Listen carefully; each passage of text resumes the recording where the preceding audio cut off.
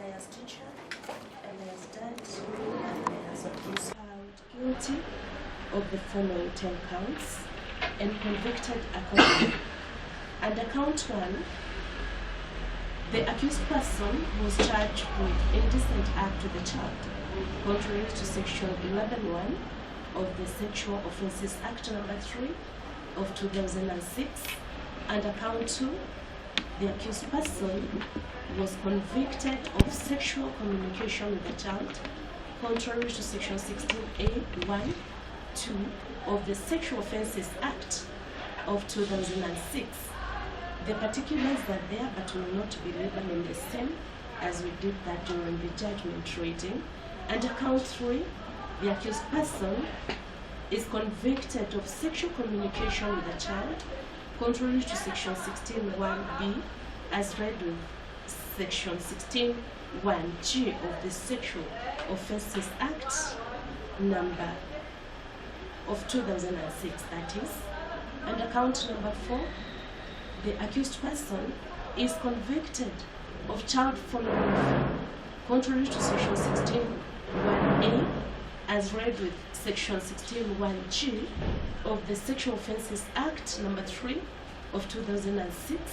Count 5, the accused person is convicted of child pornography, contrary to section 16(1)(a), as read with section 16(1)(g) of the Sexual Offences Act number 3 of 2006. Under count 6, the accused is convicted of child pornography, contrary to section 16(1)(b), as read with section 16(1)(g) of the Sexual Offences Act number 3 of 2006. Similarly, under count 7, the accused person is convicted of child pornography, contrary to the said section.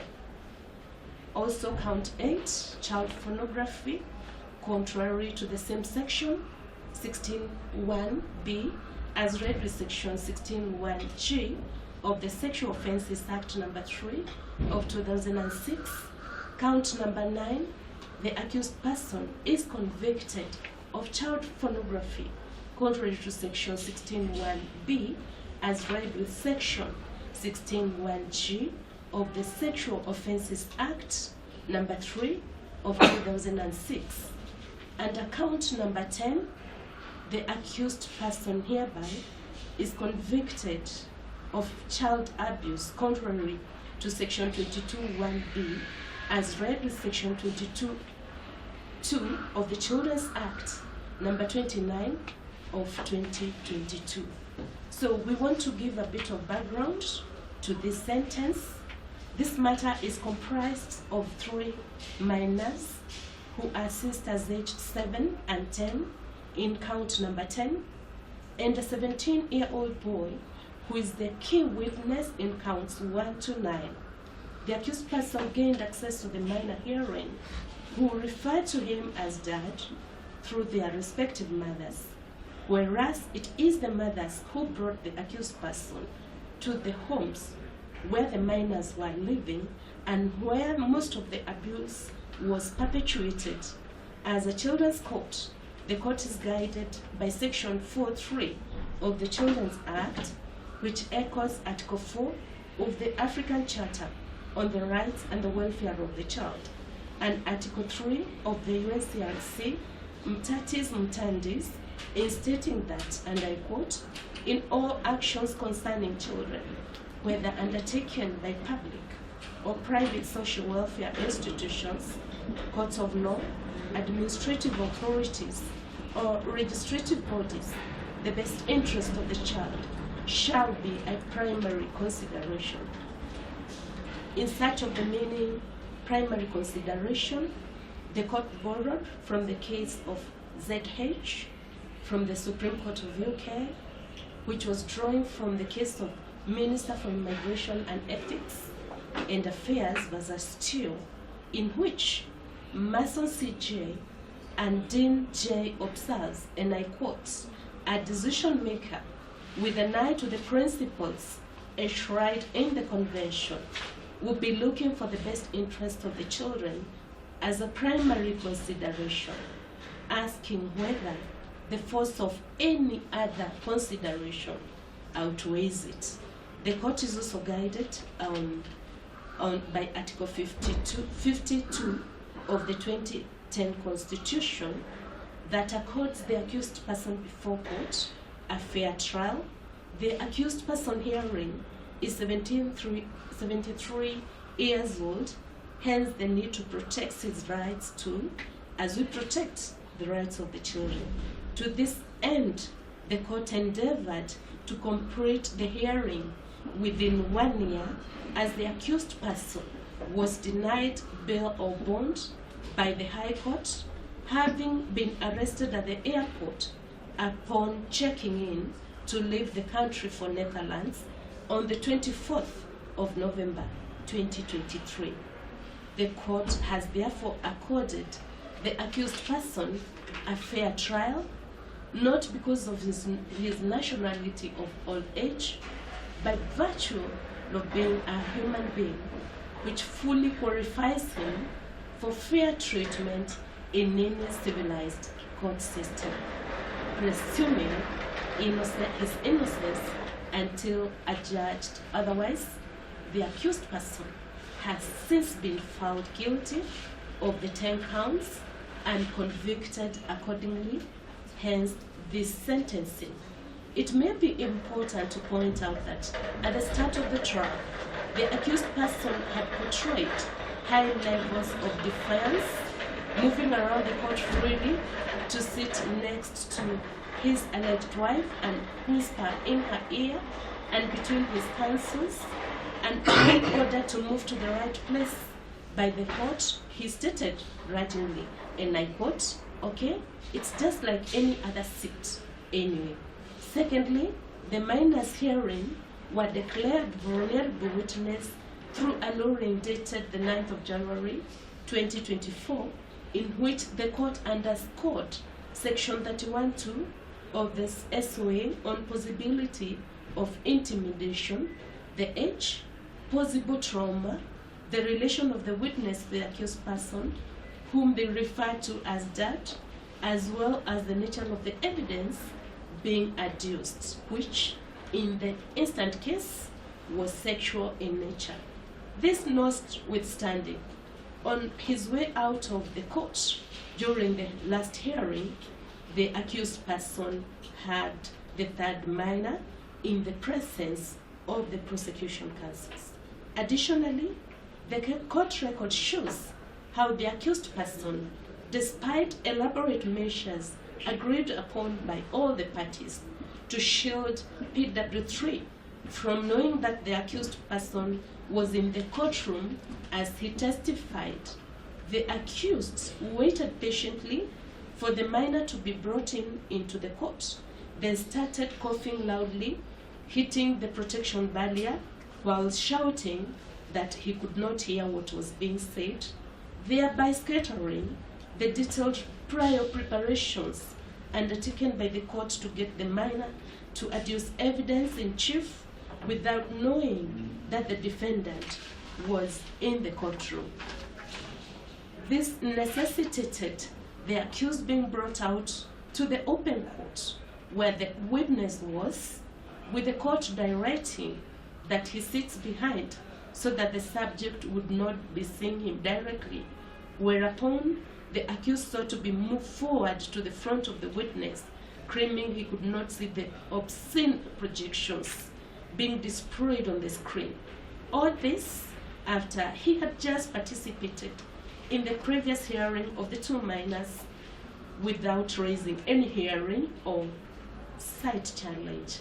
The court took note of the open excitement and joy displayed by the accused on watching the videos, and the court observed in written that those present in court could have been inadvertently acting as enablers in disseminating the obscenity that was being portrayed on the screen. All attempts of protecting the vulnerable minor thus failed, but the hearing proceeded nonetheless. We proceed to the part 3, which is the accused person's mitigation, the court has had extensive interrogation with the grounds for mitigation as brought out by the accused in his statement of mitigation, which is dated the 31st of January 2025, which was the judgment day, and which the accused person had prepared prior to the finding of guilt and the consequent conviction. This was reminiscent with the defense during which the accused person came prepared for and proceeded with on the day he was found to have a case to answer. He put in his defense on the same day. The mitigation by the accused person speaks of family ties, social ties, where he indicates that he is a biological father of 2, but that he considers PW1 and PW2 his kids, as they call him dad, and I quote, "They call me dad as they knew I was taking care of them," end of quote. This then confirms the holding in the judgment that the accused used the financial support to get to the minors. In addition, this financial support is what he views as his charity work, with PW3 confirming that the accused person also took care of his school fees after he met the mother, that is DW, that after he met his mother, DW3 also confirmed that the accused person educated him after meeting the mother. Indeed, the accused bitterly mitigated the aspect of the unfair treatment he's getting in Kenya, despite taking up financial support for the needy single women. However, in judgment, the court stated that the accused person has been using the needy mothers through financial support so as to reach the minors, as observed above. The other ground of mitigation that the accused person has brought forth in his submission and in the defense hearing is what appears to the court to be exaggerated in terms of the fainting spells. If what the incident that took place in court is anything to go by, during this incident, the accused person held on the dock and said that he needed some water, and this court indulged him to take the water, but the accused person did not faint as alleged. Undisputedly, the accused person has lost a lot of weight due to the changing diet and the unfamiliar living conditions obtaining in the prison. But at 73 years of age, his health and agility may be an issue within the confines of the prison.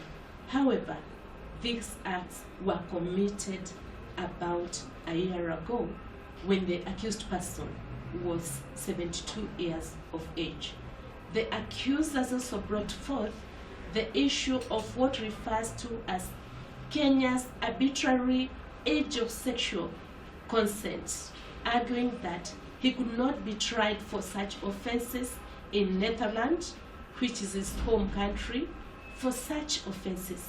However, sexually assaulting a male child in the same bed with his mother is not allowed in any progressive civilized country, Netherlands included, nor a man of 70 years of age walking around completely naked in public places or calling little girls of 10 and 7 into the bathroom while naked, making them strip naked and wash his hair, and to quote one of the girls, many times.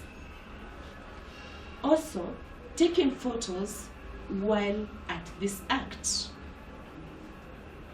which later find their way into the internet, which never forgets. In the view of this court, though not basing the decision on it, the accused ought to have been guided by the genre of literature, by the saying that when you go to Rome, you do what the Romans are doing, as these acts are punishable by law in Kenya. In the defense, the accused person says he was not aware that the laws here are different, quoting verbatim, from those in Switzerland, where he arguably cannot be punished for these acts as earlier stated, but undisputably, ignorance is no defense. Besides, PW4, PW5, as well as PW2, all testified that they had warned the accused person against behaving with no decency and decorum while in Kenya, especially in the presence of the minors. In addition to justify his acts, the accused person used the Bible and the financial contribution to the minor single mothers. The accused person argues that Kenya is hot and has nude beaches at the coast, but it is important to note that the same are private beaches along the Indian Ocean in Mombasa, whereas the acts in issue took place in the open in Kisumu and Eldoret towns. In a nutshell, the mitigation by the accused person reinforced his guilt as opposed to watering it down, seeing as it is that he had voluntarily admitted sharing the sexual contact with PW3, saying, "It is what," I'm quoting verbatim, "it is what it is, I did it." Additionally, he does not deny being nude with the equally naked girls in the count number 10, but mitigates that these were private family time moments, which arguably gives a bird's view of what the minors were going through in their own house, as their mother, quoting verbatim what one of the minors said, in quotes, watched stuff on the TV in the sitting room. The minor also stated in Kiswahili, and I quote, "Na mimi sipendi hizo tabia zake," which loosely translates to, "I personally do not like those negative behavior he engages in." So then we proceed to part number 4 in reaching the appropriate sentence. In his book, Why Punish?, Nigel Walker urges the sentencer to keenly consider the unintended, incidental, and precarious ripple effects of the punishment, such as the impact of the sentence on those dependent on the convicted person. But in the current case, the accused person is 73 years of age, and no immediate family member came forth to his defense, with DW2 being the mother to the 2 minors explored above, who was watching stuff as the abuse was going on in the bedroom, and DW3 being the son of the lady who accused person is said to have been assisting financially with the minor's education. Considering the appropriate sentence, this court is therefore guided by the National Council of Administration of Justice Sentencing Guideline 2023 as follows. Sentences are imposed to meet the following objectives. There will be instances in which the objectives may conflict with each other. Insofar as possible, sentences imposed should be geared towards meeting the objective in totality. The first objective is retribution. That is to just punish the offender for the criminal conduct in a just manner. Secondly, to deter the offender from committing similar or any other offense in future, as well as to discourage the public from committing offenses of similar genre. That rehabilitation to enable the offender to reform from his or her criminal disposition and become a law-abiding citizen. Number 4 is restorative justice to address the needs arising from the criminal conduct. And number 5, community protection. Number 6 is denunciation. Number 7 is reconciliation. Number 8 is reintegration to facilitate the re-entry of the offender into the society. To that end, with the exception of the last 2 points, this case epitomizes all the other aspects of sentencing topped by number 5, 4, 6, and 1 in that order.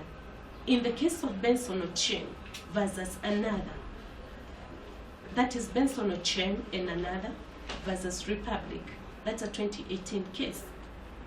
Gugi J, as he then was stated, and I quote verbatim, rephrasing the sentencing guideline, there are 4 sets of factors the court looks at in determining the appropriate custodial sentence after determining the correct entry point. These are the following: circumstances surrounding the offender.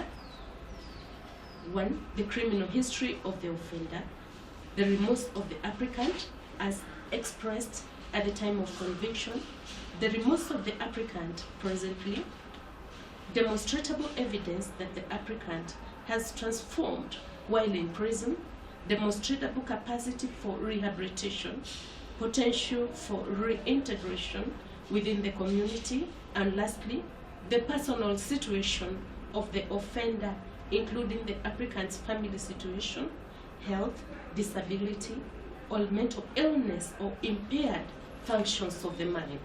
Having had this case in the course of the last 1 year, it is clear that the accused person has not shown an outer or remorse for his action.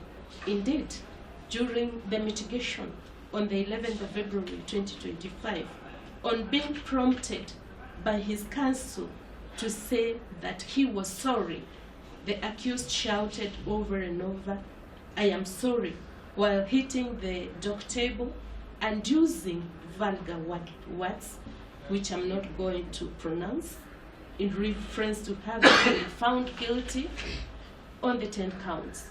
In the view of the court, this is not remorse, but indignation, indicating that the accused person had not learned any lesson during the 1 year of trial. In the case of Erija Munene, Dunda, and another versus R, the court observed that an offender's remorsefulness and attitude should be taken into account when determining the suitability of the sentence. In the current case, the court has been on the lookout for any sign of remorse that would weigh down the sentence as sought by the counsel for the accused person, who even sought reference for non-custodial sentence based on the age of his client, but no remorse was forthcoming. The determination of the depth of remorse ought to be founded on a thorough evaluation of the character of the individual. In one of his famous quotes in the Kurengaran Alkema Sadlas, Apri captures the complexity of such assessment. And I quote, "If only it was so simple, if only there were evil people somewhere, insidiously committing evil deeds, and it were necessary only to separate them from the rest of us and destroy them. But the line dividing good and evil cuts through the soul of every human being." This view is underscored by Shad Maruna in his work, Making Good, How Ex-Convict Reform and Rebuild Their Lives, Washington, D.C., American Physiology Association of 2001. Maruna discourages the kind of reasoning that falls short of believing the sincerity of the remorse shown by the accused person. He argues that such line of thought may inhibit the process of change the person trying to reform is undergoing. He instead urges the community to endeavor, and I quote, to understand the stories those who are trying to reform tell. The story-making process has the capacity to transform lives. He gives various accounts of those who not only changed their criminal ways, but also making positive changes towards being law-abiding. Indeed, there are bibliographical accounts, attesting to the possible transformative impact of imprisonment, as evidenced by the gratitude expressed in his book, Suffering and Meaning of Life. And I quote, "Bless you, prison, bless you for being in my life, for there lie upon the rotting straw.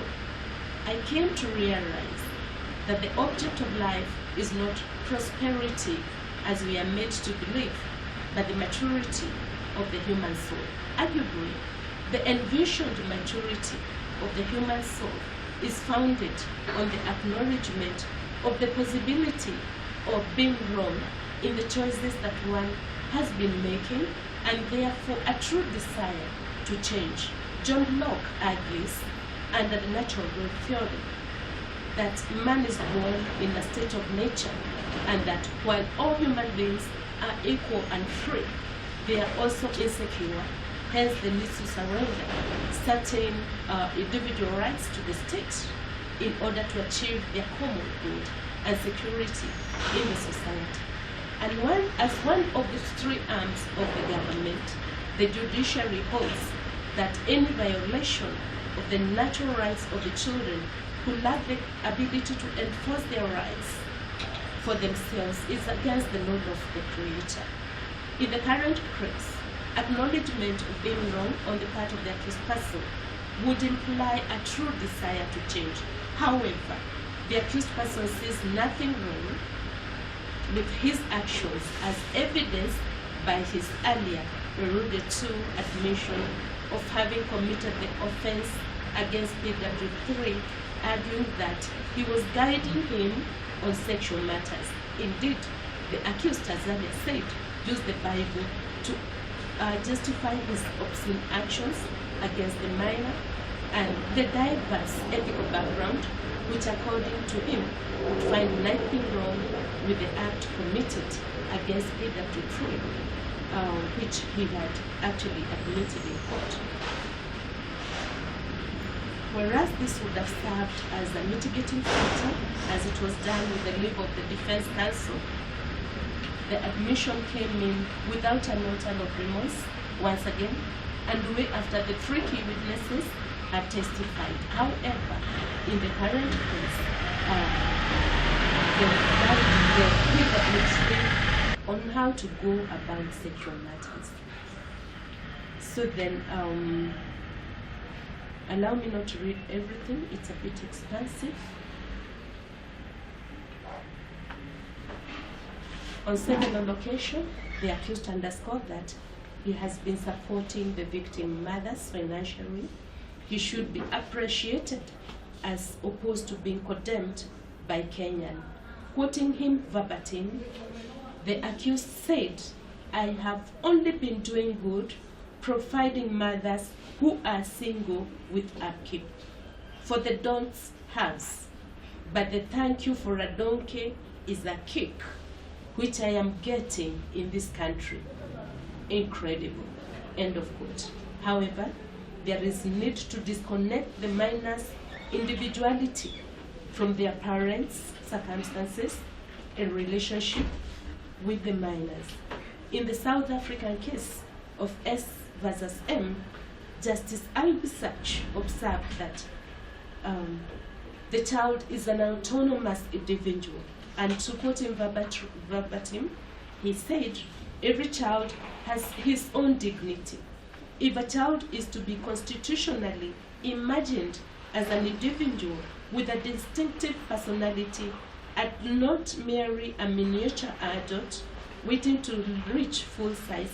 He or she cannot be treated as a mere extension of his or her parents, umbilically destined to sink or swim with them. The sins and the traumas of the fathers and the mothers should not be visited on their children.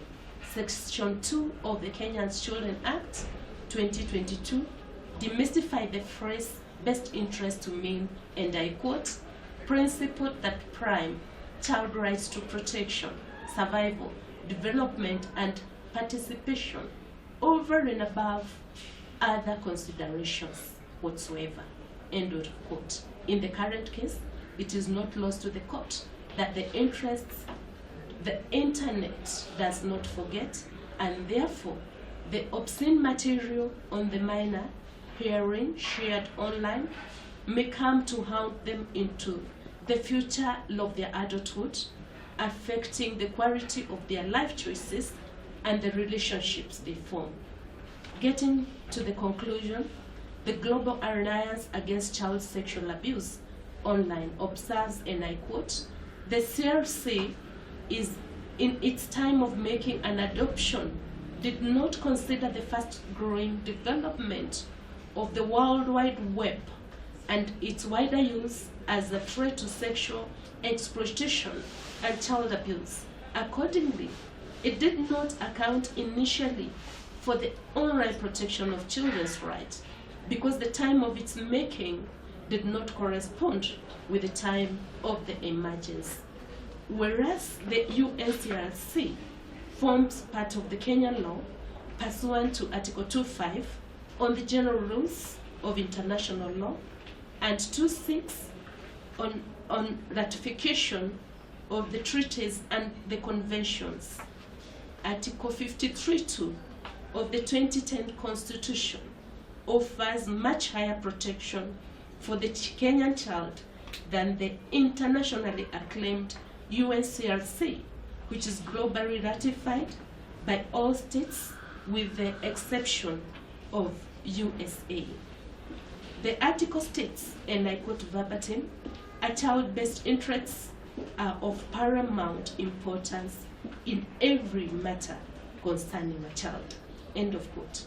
Supporting this view is another case, MWK and another versus Attorney General and 4 others, Independent Medical Legal Unit as the interested party. The case is extensive, but I'll quote just a bit of it. Contrary to the position, pre-2010, our constitution dispensation has ushered in a new era, an era where the best interest of a child must be accorded paramount importance in all manners affecting the child. An era where we, as a society, are committed to raising, developing, and nurturing our children in an environment that conduces to their well-being. This was captured admirably in the following passage. Children are precious members of our society, and any law that affects them must have due regard to their vulnerability and their need for guidance. We have a duty to ensure that they receive the support and assistance that are necessary for their positive growth and development. Indeed, this court has recognized that children merit special protection through registration that guards and enforces their rights and liberties. We must be careful, however, to ensure that in attempting to guide and protect children, our interventions do not expose them to harsh circumstances which can only have adverse effects on their development. To this end, therefore, that is the end of the court. To this end, therefore, this being a children's court, the protection bar for Kenyan child must remain at the highest pinnacle in protection of rights. Balancing this noble task, it is not lost to the court that the age gap between the accused person and the victim hearings is over 55 years, which is considered as an aggravating factor, as does the relationship between him and the minors who refer to him as their father. Hence the need for these children's courts to prioritize the minor's right and protection from any form of abuse, more so by those entrusted with duty of care over the children. In addition, this court has keenly examined the mitigation by the accused, as earlier mentioned, and the accused showed no remorse, instead justifying his act using pornographic verses in the Bible and the financial support he extended to the minors needy mothers. A report by Innocent Lives Foundation states, and I quote, "Ultimately, this leaves the child with a lifetime of re-victimization through knowing their abuse will always be on the internet for everyone to see. As a result, they feel helpless, afraid, humiliated, and like they have no control of their images or abuse. This psychological damage encompasses disruption in sexual development, self-image, and developing trusting relationships in the future. These children live with pain and suffering because the pedophiles took advantage of them." End of quote. Now we move to the sentence. Moving Global Alliance Against Child Sexual Abuse online observes, and I quote, "Every day, countless children around the world are sexually abused and exploited, and images and videos of the abuse are circulated. Already in 2005, an estimated 1 million child sexual abuse images were online. 50,000 new child abuse images are added each year. More than 70% of the reported images feature children below 10 years of age." End of quote.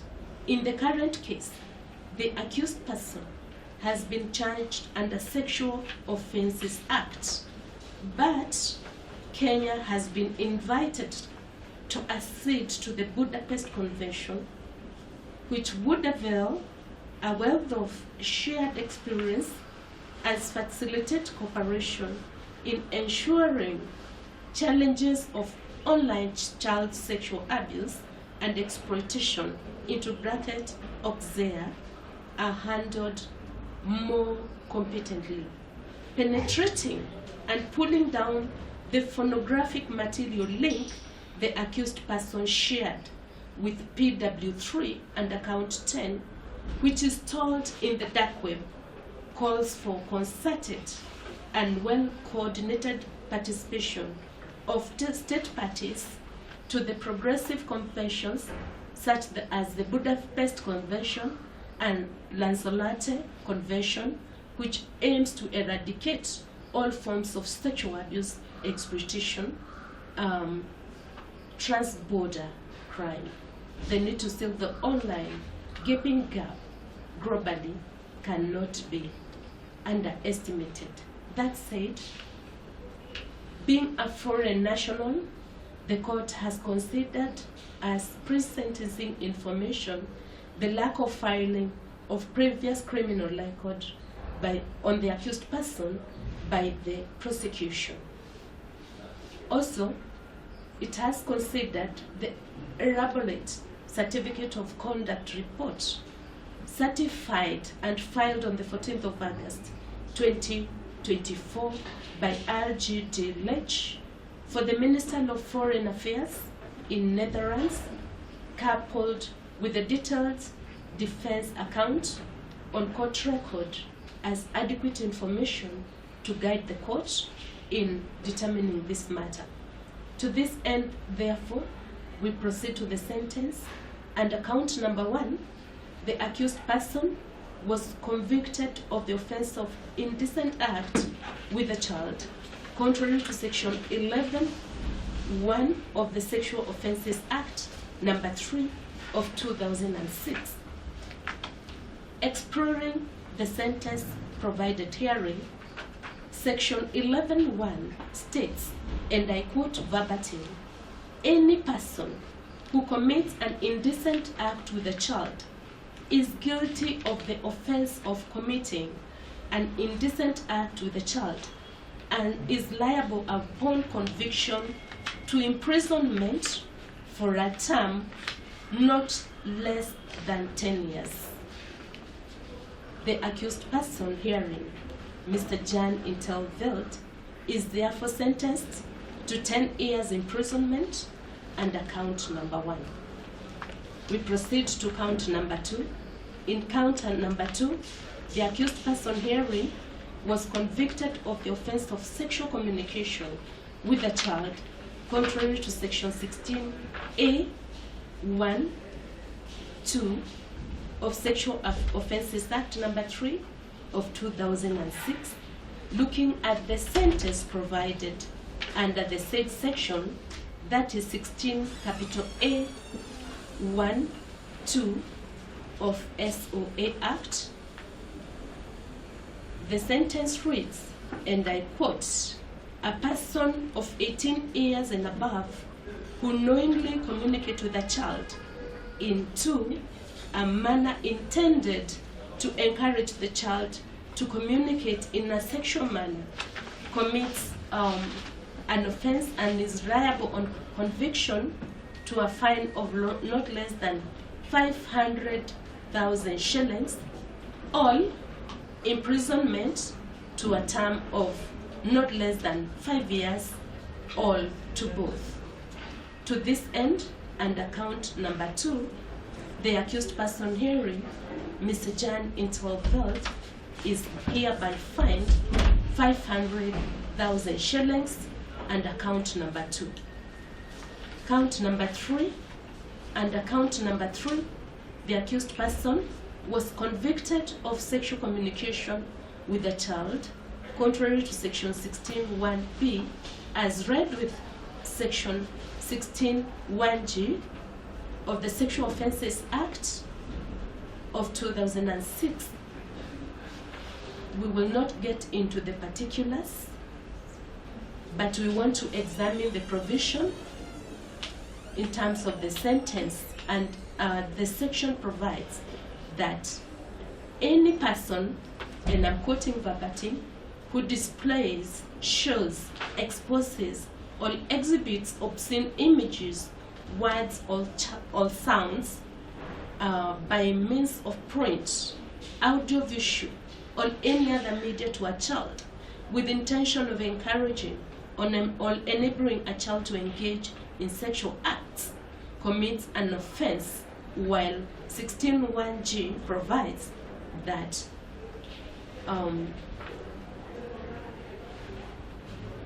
16(1)(g), that is, provides that any person who, and I'm quoting, offers or attempts to do any act which is an offense under this section commits an offense and is liable upon conviction to imprisonment for a term not less than 6 years, or to a fine of not less than 500,000 shillings, or to both, and upon subsequent conviction to imprisonment for a term of not less than 7 years, without the option of a fine.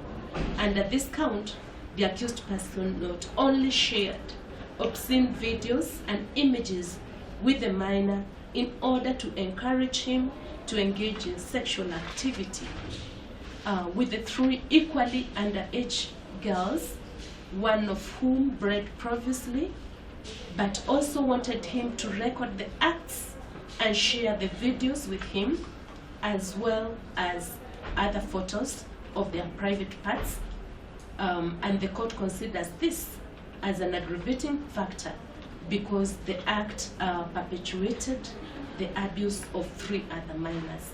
Consequently, the accused person herein is hereby sentenced to 6 years imprisonment under count number 3.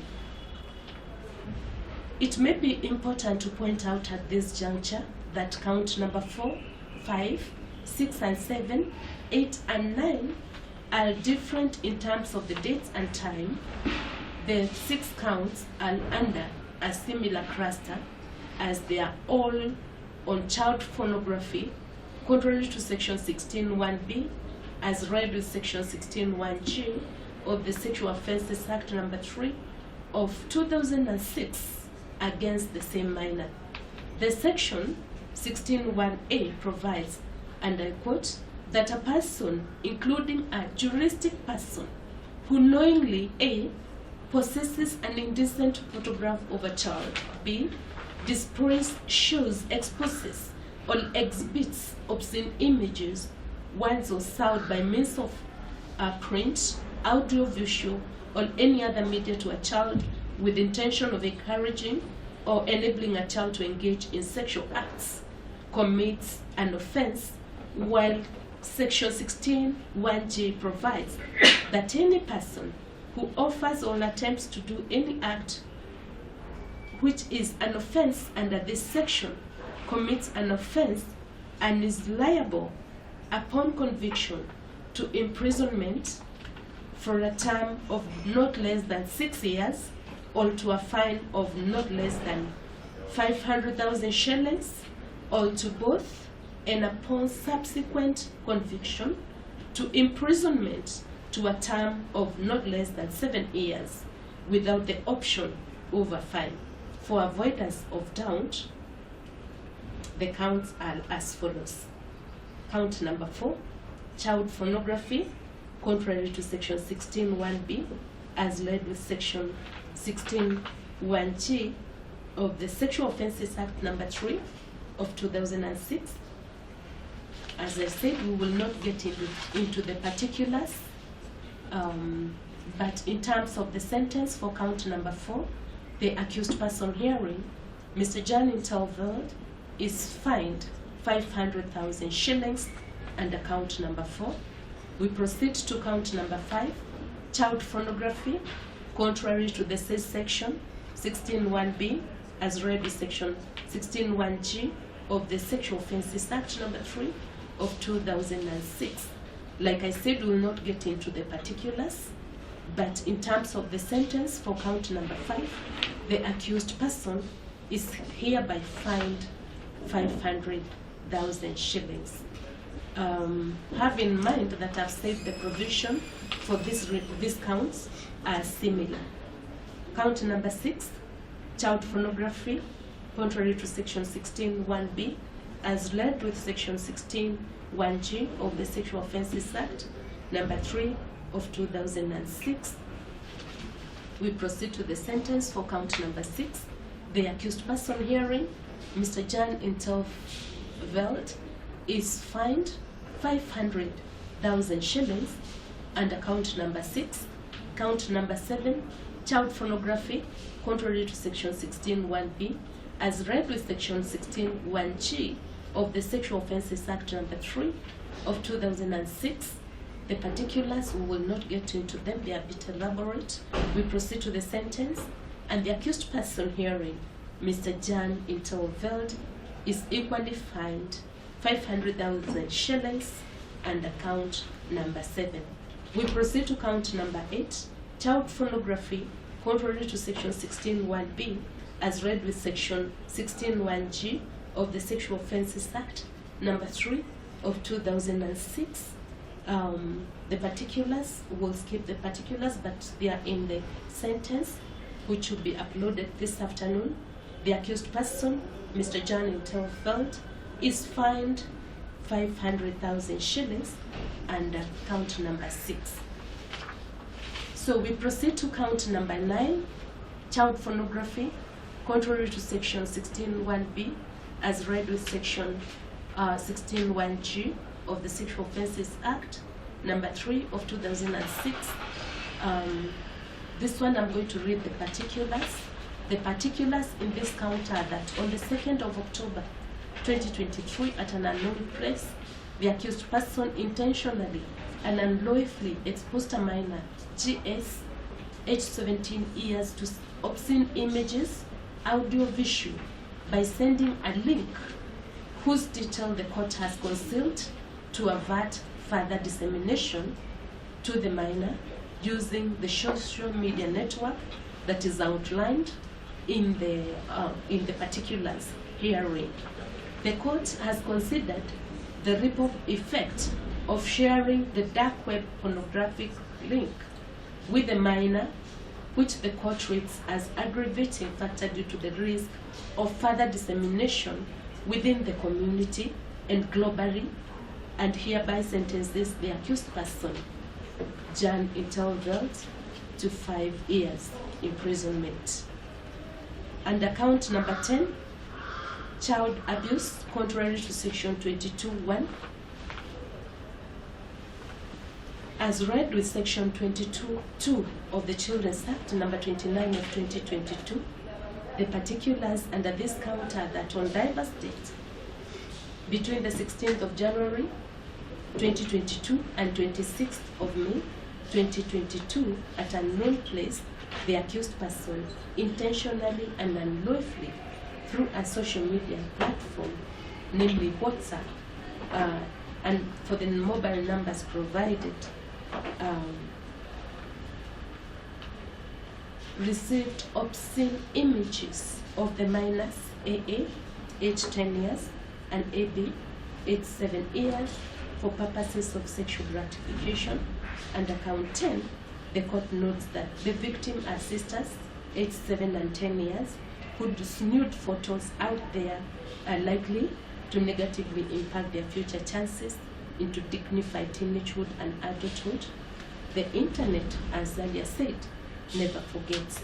In the view of this court, therefore, the 73-year-old accused person deserves a custodial sentence under this count for the ripple effect of generating the pornographic material of the 10 and 7-year-olds. The court notes that the accused person showed no remorse and justified the same as private family time that should not have been exposed to the main media. The accused person is hereby sentenced to 3 years imprisonment under count number 10.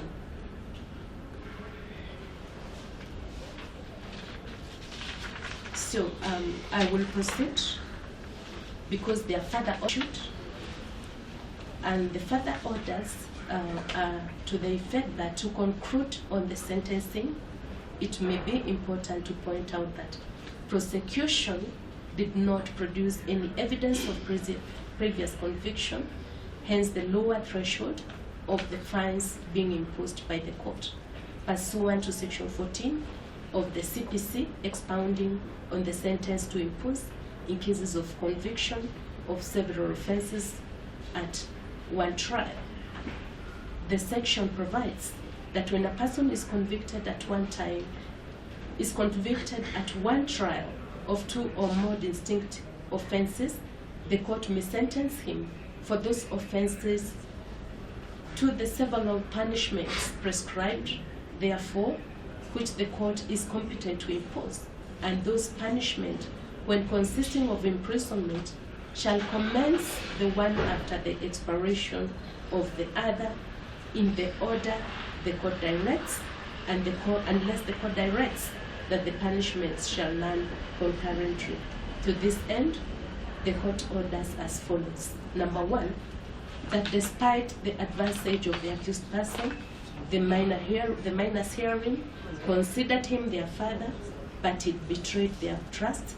The custodial sentences imposed in count 1, 3, 9, and 10 shall therefore run concurrently. The sentence will take effect from the 24th of November 2023, which is the date the accused person was apprehended. Number 2, that the court hereby makes a victim restitution order under section 26 of the Victim Protection Act as follows: that in addition to the fines outlined above, the accused person shall pay a restitution amount of 1 million to each of the 3 victims herein, that is AA, who is PW1, AB, who who is PW2, and GS, who is PW3 in this matter. The court further orders that the restitution shall take precedence over the fine. Number 3, that all the pornographic materials in relation to the 3 minors herein shall be expunged from the social media print, visual media platforms with immediate effect. To this effect, the Director of Criminal Investigations Child Protection Unit shall ensure compliance with this order through the collaboration of the relevant authorities that are engaged in this field. Number 5, that the exhibits containing the pornographic material shall be forfeited to the Communications Authority within 14 days from the date of this judgment for purposes of destruction.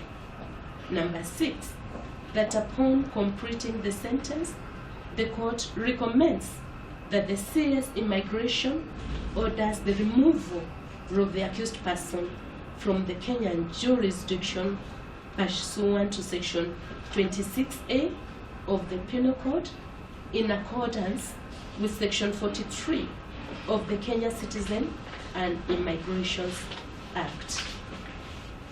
The right of appeal is accorded to the accused person within the next 14 days. The accused person is at liberty to appeal against this judgment. This judgment is delivered, dated and signed at Milimani Children's Court on this 4th day of March 2025.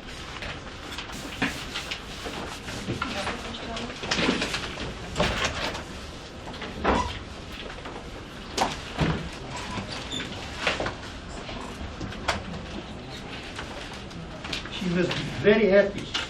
Oh, sorry. And members of the press, I am innocent. And if you want to know, you can listen to me. Cruz.